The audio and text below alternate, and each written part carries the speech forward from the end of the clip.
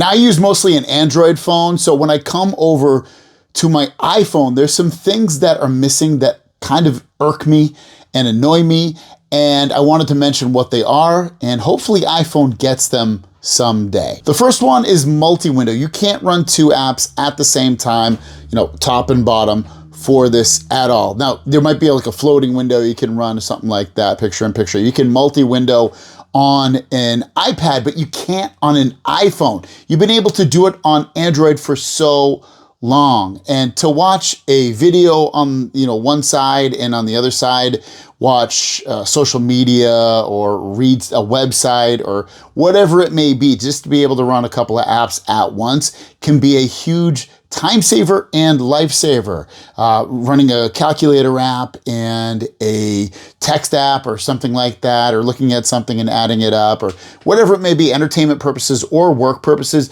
being able to run two apps is awesome. It's not a huge issue, but sometimes you want to close all your apps at once, and you can't do that on an iPhone. You have a close all button on Android at the bottom when you see all your recent apps, but on iPhone, you just don't have it. You have to close them one at a time. It gets to be tiresome, annoying, especially if you're just looking to close all your apps. There's gonna be the people out there that say, you should not be closing all your apps. The phone is smart enough to be able to handle all the RAM management. Not all the time. Sometimes phones are like, as you know, like computers, and you have to close the app out or restart it or do something like that. Or sometimes you just want to close all the apps for whatever reason, privacy, or just because. Having that option of close all is a time saver, and it's just nice. This is probably the biggest thing that irks me about iPhone. Now, iPhone doesn't have a back button. Now, it has kind of a back gesture sometimes. If you're in, say, like a website or something, and I'm coming in here, I can kind of go back to where I was on the left side. You see, I just did it right there.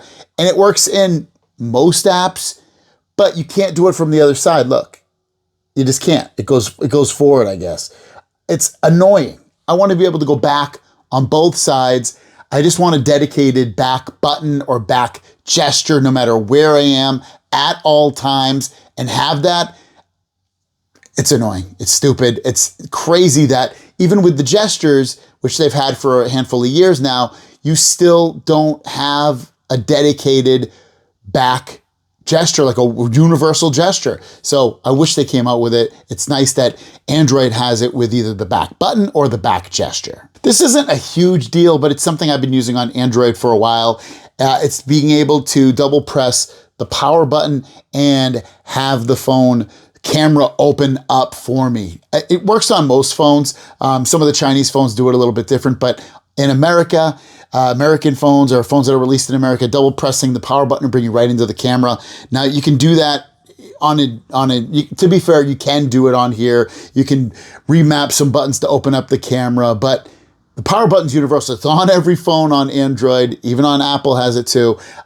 It's just something I like to have. It's a thing that I've had for years, so it would be nice to see it on an iPhone. But again, I know they have all these different buttons on here that open up the cameras, or you can reconfigure them to open up the camera. Just something I like, because you can't really do it on the older iPhones. This is a weird one, but separate volume levels for all of your volumes. You can do it on Android, and there's one for alarms. So your alarm, you can't change the volume of your alarm. It's set to whatever the volume is of your main volume on your iPhone.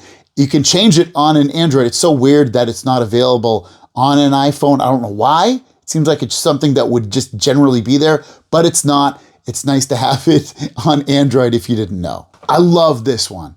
You go through your notifications on your phone and you see what you have on here. And you can see your notifications, but what happens if you get rid of it for whatever reason? You swiped it away, it just went away. Can you bring that back up? On an Android phone, you can. You can go into settings, notifications, notification history, and see your notifications that you've missed or even that you've read before and go back in and see what they are. You have to turn it on at first in order for it to take hold.